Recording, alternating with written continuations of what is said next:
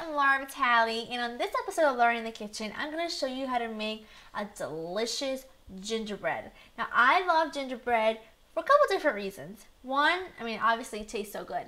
Two, it's super easy to make. And three, it's this time of year, and I just love walking into my kitchen, actually walking into my house, and just having aromas of cinnamon and ginger and cloves filling my house. So that's what we're going to make today. I'm going to show you how easy it is to do, and you're going to love it. Okay, first thing to do, turn your oven on to 350, let that preheat. Second thing you want to do, take an 8x8 cake pan, spray it with nonstick cooking spray, and line the bottom of it with parchment paper. Because remember, there's no point in making a delicious and beautiful cake if you can't get it out. Alright, now, here's what you're going to need. All-purpose flour, ground ginger, cinnamon, cloves, baking soda, salt, sugar, molasses, sour cream, unsalted butter, an egg, an orange, some golden raisins, some rum, vanilla extract, and you're also going to need 1 cup of powdered sugar. That's to make our glaze for it. So, first things first, taking our dry ingredients. Our flour, our ginger, cinnamon, and cloves. And then we're going to have our baking soda and salt. Mix these up just a tad. Okie doke. And set this aside. It already smells incredible, just from that cinnamon and the ginger and the cloves hit me. Okay. Second thing you want to do, take a small saucepan, and we're going to take our butter. You want it to be about room temperature. Not totally room temperature, because you're going to melt it anyway. And then we're going to take 1 cup of molasses. This is regular molasses. I love it. It smells incredible. It smells very licoricey, which I love anything licoricey. So I'm going to put a cup of this in. A whole cup.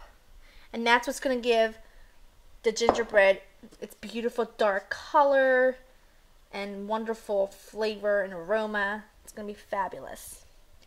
Okay, now I'm going to put this on the stove.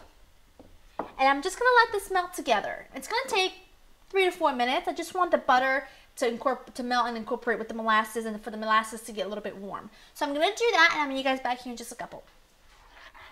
Now I've let this melt, and I just stirred it, here and there.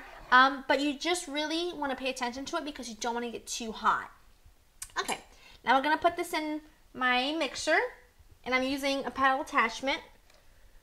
Now while we let that cool for just a minute, I'm going to take our golden raisins and our spiced rum. And this is just 2 tablespoons of spiced rum. It's actually about 2 to 3 tablespoons. And I'm going to put this in the microwave. This is a microwave-safe bowl. And I'm going to put this in the microwave for about 90 seconds. What's going to happen is it's going to get nice and warm. And the raisins are going to just soak up all that rum. And they're going to be so fantastically juicy. So I'm going to pop this in. And now we're going to get going. Now, as you can see, the raisins have really soaked up that rum, which is exactly what we want. Now we're going to set these aside to cool. Now here's what we're going to do. Our molasses mixture is cold enough, and now I'm going to add in 8 ounces of sour cream. Sour cream is what's going to make this cake so incredibly moist and flavorful. And it's got a bit of a tang to it, which is exactly what we want. This is a 16-ounce container, so I'm going to use half of that. After that is the sugar. We're going to need a 1/4 cup of sugar. It doesn't sound like a lot, but remember, gingerbread is not overly sweet, and we also have all that molasses in there, so it's going to be probably amount. And I'm going to zest in some orange. You want, I would say, about 2 to 3 teaspoons of orange zest. I'm probably going to use this whole orange. We're done with our orange. Make sure, whenever using a grater, it smells so good, to get all the back cleaned, because it's where all the zest is hiding. So we're going to put in all the zest, okie doke, and our egg. All you're going to need is 1 egg. And I know it doesn't sound like it's a lot, and it really isn't, but this is a very nice, dense bread. It's not like really light, it's just delicious. Okay, medium speed. You just want to mix this together till it's combined. Now I forgot to put in my vanilla.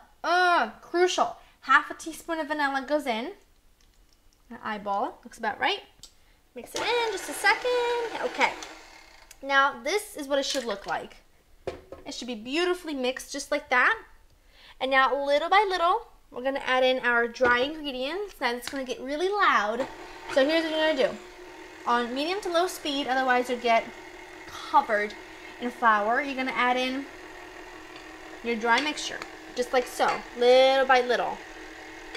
And you just wanna add in to combine. You do not wanna overmix this. Okay, just like so. I'm gonna continue to do this, and then we're gonna finish it up. Here we go. This looks amazing.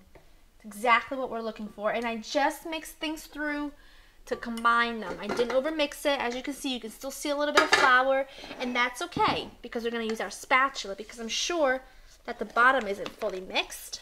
So just always use your spatula, mix from the bottom up. Now we're gonna add in our rum-soaked raisins. Favorite part. They smell incredible. Get those in, just like so, and mix them in. Pouring it into our prepared pan. This is exactly what you guys, it's exactly what you want. It's absolutely amazing. It's gonna go into your preheated oven for about 35 to 45 minutes. When it's at 35-minute, check it with a toothpick. Just insert it in the middle. If it comes out clean, you know it's done. If it's got wet batter on it, let it go for 10 more minutes. But do check it at the 35-minute mark because you do not want it overcooked at all. So we're gonna pop this in, and I'll see you guys in just a bit. My gingerbread came out of the oven, and this took about 45 minutes. And I've let this cool for about 35 minutes because you don't want it to be really hot when you pour your glaze over, otherwise it'll melt. It smells incredible. Oh my goodness. Okay, loosen up the sides, just like so. Onto our plate it goes. And now for the glaze. Okie doke. I have 1 cup of powdered sugar, 2 tablespoons of orange juice from the orange that we zested. Put that in. And I have 1 teaspoon of rum. This is gonna give it just a little bit of a spice. Now work this in. If you feel like it's not, it should be nice and runny. It shouldn't be too thick. If you feel like it's too thick, then you can always put a little bit more OJ. Or if you're feeling daring, you could put a little bit more rum. Look at that. It's exactly what you're looking for. All right, let me get this out of the way. Oh, it smells so good. I can't wait to dig in. Take a spoon. Take your incredible glaze and just put it on however you want. Almost done. Like so. It's unreal, the smell of this. I don't even know what to say. I don't even know what to say. It's amazing. You know what really is really good? If you have, obviously you're going to have some leftovers for tomorrow morning. Now this is a trick that I use all the time whenever I have any leftover cakes or anything. My husband loves this. I take a slice, I put it in the toaster, and it gets nice and crunchy and warm on the outside and fluffy and soft on the inside. It's like French toast, but without all the hassle. It's unbelievable.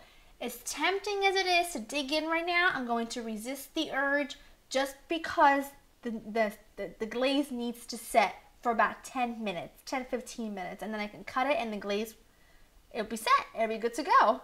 So I hope you guys have enjoyed learning this recipe. It's easy, it's delicious, it makes your house smell incredible. So go ahead in your kitchen and get cooking. To get this recipe with all the amounts and the measurements and all, check out my website at www.laurinthekitchen.com. I'll see you guys next time. Bye-bye.